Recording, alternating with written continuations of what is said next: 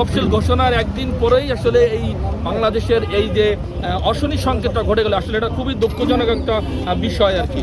এখন নির্বাচনকে বালচার করার জন্য এবং ফ্যাসিবাদ সরকার আওয়ামী লীগের ভারতের রয়ের দালালকে এই বাংলাদেশে যাতে আবার নতুন করে আসতে পারে সেই পরিকল্পনা করার জন্য হাদির উপর এই নির্যাতনের হত্যার পরিকল্পনা করা হয়েছে। তা আমরা বাংলাদেশ সরকারের প্রধান উপদেষ্টা এবং নির্বাচন কমিশনার, ডিএমপি কমিশনার বলেন, র্যাব বলেন, প্রধান সেনাবাহিনী প্রধান বলেন, র্যাবের প্রধান বলেন, প্রত্যেকের কাছে উদ্ধত আহ্বান আমরা জন্য এই হাদির বিচার দেখে যেতে পারি। এবং এই সাথে সাথে আমরা একটা জিনিস বলতে চাই যে হাদিকে যেভাবে হত্যার পরিকল্পনা করা হয়েছে, যে এর সঙ্গে জড়িত আছেন ঠিক এইভাবে তাকে যেন তার উপরের জন্য মানে প্রতিশোধটা যেন না হয় এবং তাকে যেন যে করেছে তাকে যেন দ্রুত আইনের আওতায় এনে দ্রুত যেন তার আইনটা কার্যকরী বাস্তবায়ন করা হয়।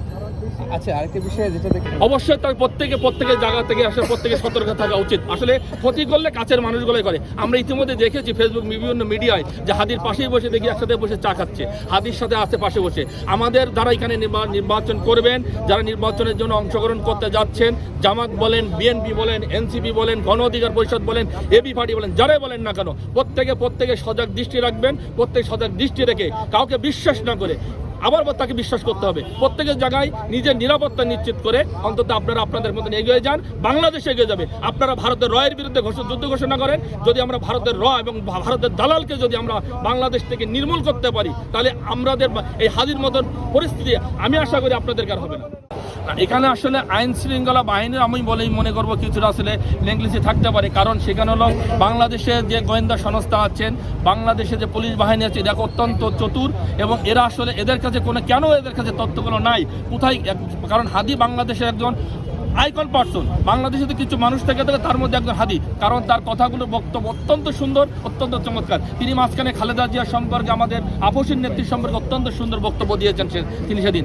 তার বিরুদ্ধে আসলে এভাবে শত্রু থাকার কথা না। সে তো কারো কোনো কথা বলে না, কারো কোনো বাংলাদেশে কোনো রাজনৈতিক দলের বিপক্ষে কোনো সে কথা বলে না। সে একটা মাত্র কথা বলে, ভারতের রয়ের বিরুদ্ধে কথা বলে। আর ভারতের রয়ের বিরুদ্ধে যখন কথা বলছে তখন এই কথাগুলো আসলে আওয়ামী লীগের বিপক্ষে চলে যাচ্ছে। যখন আওয়ামী লীগের বিপক্ষে চলে যাচ্ছে, তাহলে কথাগুলো ঘটনা কারা ঘটাতে পারে, কিভাবে ঘটাতে পারে। এবং এই বাংলাদেশের রাজনীতিকে যখন তফসিল ঘোষণা হয়েছে, এই বাংলাদেশের নির্বাচনকে বানচাল করার জন্য বাংলাদেশের ভিতরে একটা মাত্র দেশ, সেটা হলো ভারত এবং ভারতের র এবং বাংলাদেশ হাসিবাদী ঘোষিত এবং আওয়ামী লীগ সরকার একমাত্র বিরোধিতা করছে। আমার মনে হয় এই জায়গাগুলোতে হাত দিলে আপনারা সুষ্ঠুভাবে করলে এই তদন্ত করে বেরিয়ে আসবে। আর বাংলাদেশের পুলিশ বাহিনীর কাছে আমার একটা বিনীত আহ্বান, এই আসামিকে দ্রুত শনাক্ত করে, কারণ ভিডিও ফুটেজ দেখা যাচ্ছে, সিসি ক্যামেরা দেখা যাচ্ছে কে যাচ্ছে, তাকে অনেকটা আইডেন্টিফাই করছে।